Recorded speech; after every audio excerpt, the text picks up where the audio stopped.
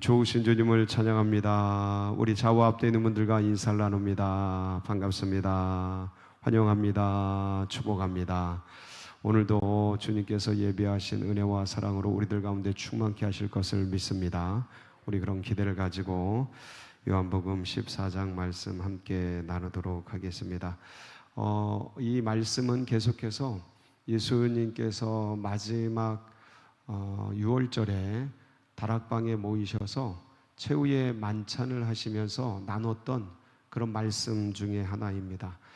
이걸 소위 다락방 강화라고 합니다. 다락방에서 말씀하신 것, 그 중에서 우리가 지금 묵상하고 있는 말씀들은 다락방에서 이제 그 세족식도 하시고, 그리고 그 어떤 제자들의 배신도 예고하시고 여러 가지 말씀을 하셨잖아요. 나중에는 대제사장의 기도도 나오지 않습니까? 그러니까 여러 가지 하셨는데 우리가 보고 있는 이 말씀은 예수님의 고별 설교로 생각하시면 됩니다. 그러니까 유언 설교죠. 그래서 제가 오늘 말씀 제목을 뭐라고 정했냐면 주님 승천 시의 당부 이렇게 정했습니다. 그러니까 주님이 지금 이 말씀의 배경은 제자들하고 대화를 하는데 제자들은 예수님이 떠나가실 줄을 모르고 계시고 주님은 계속 나 이제 떠난다, 나 이제 없어진다, 나 죽는다, 나 십자가를 진다, 내가 너희를 떠난다 계속 말씀하시는데 제자들은 그걸 모르고 알아듣지를 못하고 그러고 있는 그 제자들에게 이제 당부의 말씀을 주님이 십자가에 돌아가시고 부활하시고 그렇게 있다가 또 떠나시잖아요. 열흘 있다가 성령이 오시고, 그러니까 주님 부재시, 그러니까 승천하시고 육으로 계신 주님이 안 계신 상태에 있는 제자들에게, 남겨진 제자들에게 어떻게 이 세상을 살아갈 수 있을지에 대한 설계도를 그려주시는 겁니다.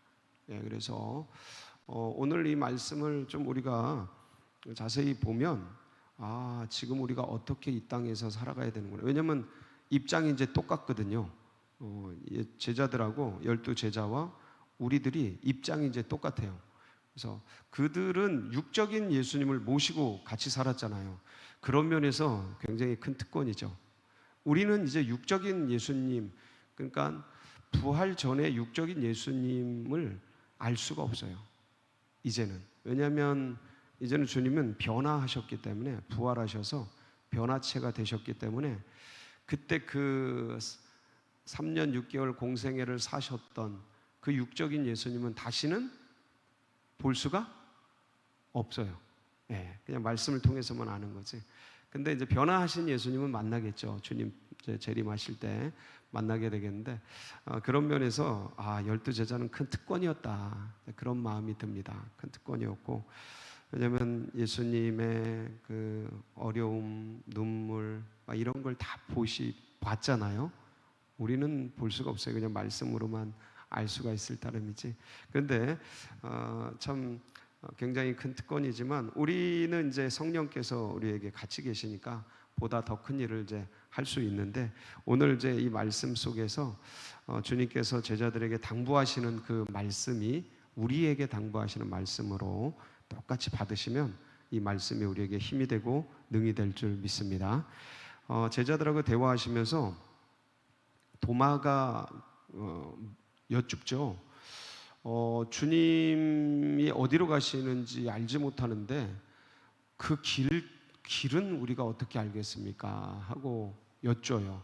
근데 주님이 가시는 곳, 주님이 계시는 곳이 어디인지, 그러니까 왕이 계시는 곳, 주가 계시는 곳, 거기가 이제 행복이고 거기가 풍성한 삶인데 그 삶이 어디에 있는지, 그 길이 어디에 있는지 인생들은 지금도 찾고 있고, 그리고 이제 빌립이 또 묻습니다.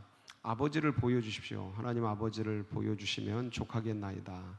그렇게 말할 때 주님께서 나와 아버지는 하나이다, 나를 본 자는 아버지를 보았다, 이렇게 말씀을 하시죠.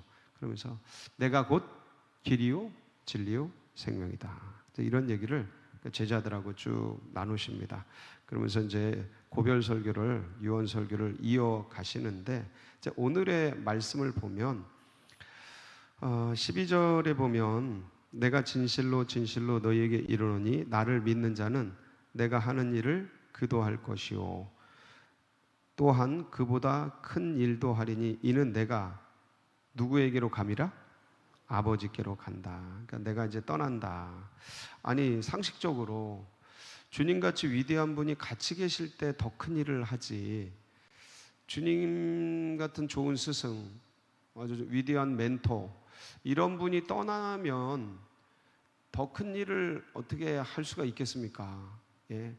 아무리 제자가 뛰어나도 스승만 못하다고 직접 말씀하셨는데, 그런 훌륭한 분이 같이 계실 때 더 좋은 일들, 뛰어난 일들을 많이 할 수 있지, 이게 상식적으로는 되게 안 맞는 것 같아요. 근데 우리는 상식으로 사는 백성이 아니고 믿음으로 사는 백성들이잖아요. 그래서 상식하고는 안 맞아요. 세상 이치하고는 잘 안 맞고, 영의 세계 속에서는 왜 이런 말씀을 하시냐면, 예수님은 이제 육적으로 계시기 때문에 육적으로 여기도 있고 저기도 있고, 이분에게도 같이 계시고 저분에게도 같이 계시고, 그럴 수는 있는데 능력은 있으신데 그렇게 안 하신다는 거죠. 안 하시는 거예요. 왜냐하면 사람들이 서로 놀랄 거예요. 육적인 예수님이 내 안에 이렇게 계시면, 한번 생각해 보세요. 내 속에 이렇게 에어리언처럼 주님이 이렇게 계신다고 생각해 보세요. 내 눈에 이렇게 보이고, 이렇게 예수님 그러니까 얼굴이 이렇게 나오시고, 아침에 일어났는데 빡 보이시고, 그렇게 한다고 생각해 보세요. 이게 되게, 아니 나는 괜찮은데 또 저쪽에서 보여, 저기 보여, 이렇게 보여. 아니 같이 계시는데 영으로 계시니까 안 보이니까 이게 마음이 편하지, 육으로 계셔봐요. 그게, 그래서 주님이 여러 가지 얘기를 할 수 있습니다만은 되게 부담이에요. 부담이고 인간에게 좋은 게 아니에요. 어려움이에요. 그래서 이제 떠나시죠. 육으로 계신 분이 하늘에 이제 올라가셔서 영으로 오시잖아요. 영으로 그러니까 그분이 떠나시는 게 우리가 더 큰 일을 할 수 있는 이유는 뭐로 다시 오셔요? 성령으로 다시 오시기 때문에, 그러니까 영으로 다시 오시기 때문에. 그래서 우리가 보이는 주님을 붙들고 사는 믿음도 굉장히 큰데, 그러시잖아요. 보고 믿는 것도 믿음이지만 보지 않고 믿는 것이 더 유익이라, 그런 말씀을 하시잖아요, 주님이. 그래서 보이지 않는 영으로 오시는 주님을 믿고 나아가는 우리가 더 큰 역사를 이룰 줄 믿습니다. 주님이 그렇게 설계를 하셨어요, 제자들하고. 그리고 실제적으로 제자들이 예수님과 같이 계실 때보다 영으로, 성령으로 오셨을 때가 더 위대한 역사를 많이 일으켜요. 예수님 말씀 그대로 예수님과 같이 있을 때 제자들은 이 보이는 육적인 예수님에게만 의존을 해요. 그분에게, 그러니까 물론 그것도 행복한 삶이에요. 그분만 따라다니고 그분만 의지하고 그분을 이용해서 한 자리 해먹으려고 그러고, 이렇게 그 육적인 거에 이렇게 매여 있는 거예요. 눈으로 보이는 거에 매여 있는 거예요. 근데 이제 떠나시고, 그러니까 육적인 거에 매여 있다 보니까 예수님이 고난당하고 예수님이 핍박받고 그럴 때 예수님도 고난을 당하네?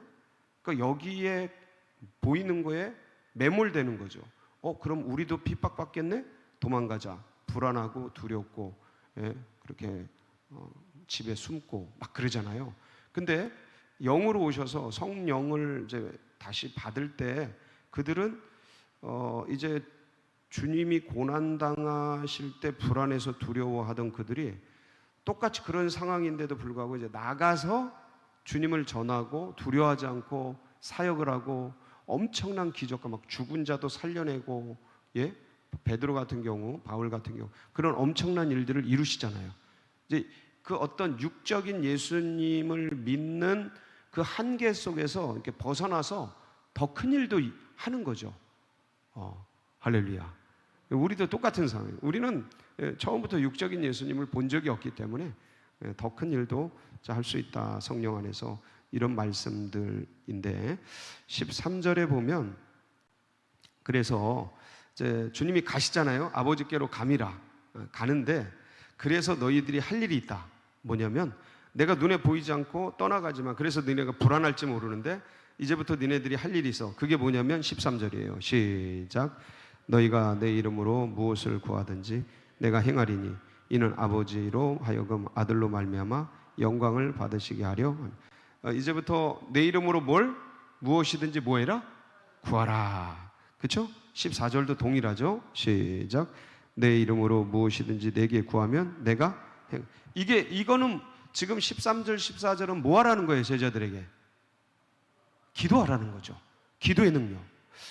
그동안은 이런 어떤 실제적으로 예수님이 같이 계시기 때문에 누구에게 구하면 돼요? 육적인 예수님께 구하면 돼요. 주님 오병이요 이 먹을 게 필요합니다. 예를 들어서 주님 뭐가 필요합니다. 말씀을 하면 되잖아요. 근데 이제는 그거를 기도로 전환하는 거예요. 그래서 예수님 부재시에 기도할 것에 대한 말씀이죠. 내 이름으로 구하. 근데 누구 이름으로 구해요? 예수님의 이름으로. 예수의 이름이 능력이 있습니다. 권세가 있어요. 그래서 그 이름으로 무엇을 구할 때 주님이 역사하십니다.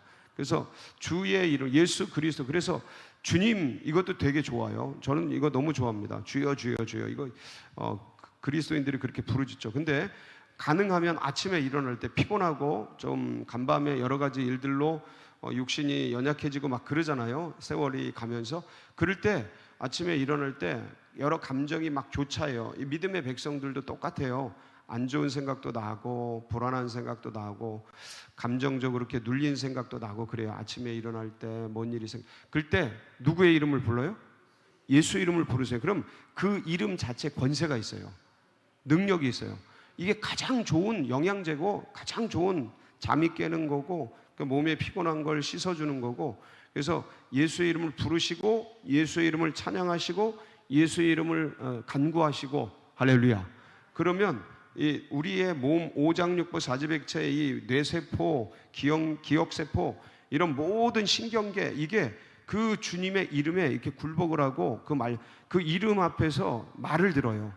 예, 말을 듣고 깨어나고 그리고 우리 생각과 의지들도 그 이름을 부를 때 그러니까 나의 의지와 관계없이 그 이름을 부를 때 의지가 거기에 복종해요. 예, 그래서 저도 오늘 아침에 그랬어요. 아침에 일어나는데 많이 이렇게 좀 다른 생각들이 나더라고요. 여러분 목사도 다른 생각이 나요. 예, 여러분은 안 나요? 예, 똑같이요. 입장이 사람은 다 똑같아요. 언제까지? 죽기 전까지 다 똑같아요. 예, 이런 생각 저런 생각 나. 근데 누구의 이름을 불러요?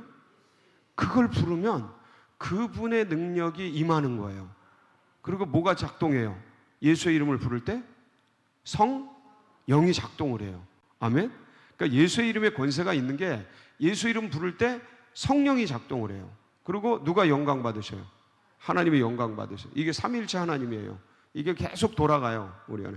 그래서 그 이름을 불러라. 그 이름을 의지해라. 그 이름이 역사하신다. 그러면 자 15절은 뭐를 의미해요? 자, 같이 보겠습니다. 시작. 너희가 나를 사랑하면 나의 계명을 지키리라. 자 14절은 기도, 15절은 뭐예요? 말씀, 계명. 예, 이게 이제 말씀이죠. 자 16절 보겠습니다. 시작. 내가 아버지께 구하겠으니 그가 또 다른 보혜사를 너희에게 주사 영원토록 너희와 함께 있게 하리니. 16절은 뭐 주신다는 거예요? 영, 보혜사 영, 성령 주신다는 거죠. 그 17절도 그렇고. 그러니까 진리의 영. 그냥 보세요. 14절, 13, 14절 기도, 15절 말씀, 16, 17절 뭐요? 성령. 이 패키지를 주시는 거예요. 내 이름으로 기도해라. 말씀 말 잘 들어라. 성령을 주겠다. 예. 그래서 내가 떠나는 게 너에게 유익이라. 요 얘기를 하시는데, 자, 이 말씀의 전체적인 맥락은 이렇게 이해하시면 돼요. 엄마 아빠가 미국 여행을 가신대요. 그런데 애들은 우리 다음 주에 엄마 아빠 미국 여행 가는데 애들은 미국이 어딘지 몰라. 미국 간다는데, 야, 나 미국 간다. 엄마 아빠가 계속 애들을 미국 간다. 근데 애들은 미국이 어딘지 몰라. 예, 엄마 잘 다녀오세요. 아빠 잘 다녀오세요. 엄마 갔다 와요. 야, 우리 2달 넘게 가야 돼. 야, 3달이나 있다가 와야 돼. 아, 뭐 갔다 오세요. 애들은 엄마 아빠 떠나는 게 너무 좋아. 엄마 아빠 없으면 텔레비도 마음껏 보고 게임도 밤새도록 하고 너무 신나. 그래서 엄마 아빠, 그러니까 엄마 아빠는 계속 얘기를 하는데 얘네들은 딴 생각하고 있고 놀 생각하고 있고 한 자리 해먹을 거, 제자들은 한 자리 해먹을 거 생각하고 있고 어디로 가는지 알지도 못하고 있고 막 그러고 있는 중에 이 엄마 아빠는 애가 타는 거예요. 왜냐하면 이제 엄마 아빠가 가면 애들은 뭐 애들만 남겨놓고 가면 어때요? 엄마 아빠는 마음이, 아유, 뭘 말해서 못해요. 하루 이틀 있다 오는 것도 아니고 한참 있다 오면 애들 밥 먹는 거부터 시작해서 청소하는 거, 가방 챙겨서 아침에 등교하는 거, 나이가 좀 있더라도 뭐 대학생도 그렇고 뭐 직장인도 그렇고 엄마 아빠 없으면 애들은 다 어차피 애들이에요. 예? 직장을 일찍 깨서 나가야 되는데 엄마 아빠가 계시면 야, 빨리 일어나라 말에다 한마디 해주는데 안 일어나고 밤새도록 게임하고 앉았고 놀고 먹고 이러고 있을 게 뻔하잖아요. 근데 그걸 생각하면서 애들이 엄마 아빠 없어. 지금 주님은 이 제자들에게 주님 승천하시고 안 계실 걸 생각해 계속 당부의 말씀을 하고 있는 거예요. 기도해야 된다. 누구 이름으로? 내 이름으로 기도해라. 내가 들어줄게. 뭐든 구해. 그동안 나에게 구했잖아. 근데 이제는 기도로 구해. 이게 기도의 능력이에요. 말씀, 내 지금 하는 말 꼭 기억해. 이게 지금 주님이 이 15절뿐만 아니라 21절에도 똑같은 말씀을 하셔요. 21절 앞에 한번 볼까요? 나의 계명을 지키는 자야 나를 사랑하는 자니. 이게 그 말씀이에요. 내 말 잘 들어. 내 말 꼭 들어. 이게 엄마 말 잘 들어놔야 돼. 잘 기억해야 돼. 엄마 말대로 해야 돼. 요 얘기 하시는 거예요, 지금 주님이.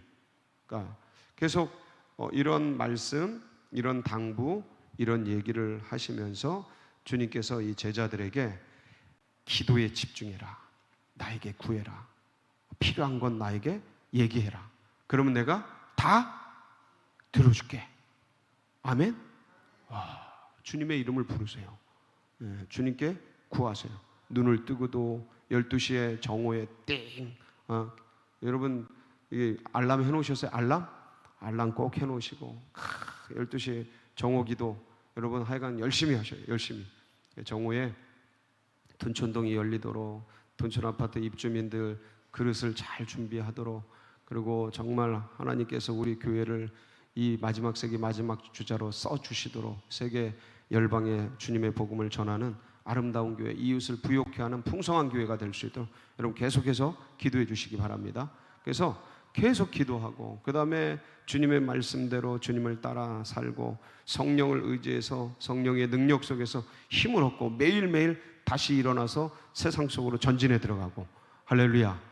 이 말씀을 품고 주님의 이 당부를 가슴에 기억하고, 이게 12제자에게 남기신 말씀이지만 이게 우리에게 하신 말씀으로 오늘도 마음에 받고 힘을 내서 달려가는 복된 날이 되시길 축복합니다.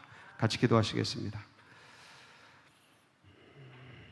합심해서 기도하실 때 우리 사랑하는 우리 환우들, 또 고난받는 분들, 연로하신 분들 기억하시고, 그리고 이제 내일 이제 우리 유년부 여름 캠프가 시작됩니다. 위에서 기도해 주시고, 그리고 주일날부터 중고등부 여름 캠프가 있습니다. 관심 가져주시고, 여러분 각자의 기도 제목 붙들고 주여 부르짖고 기도하며 나갑니다. 부르짖습니다. 주여 주여 주여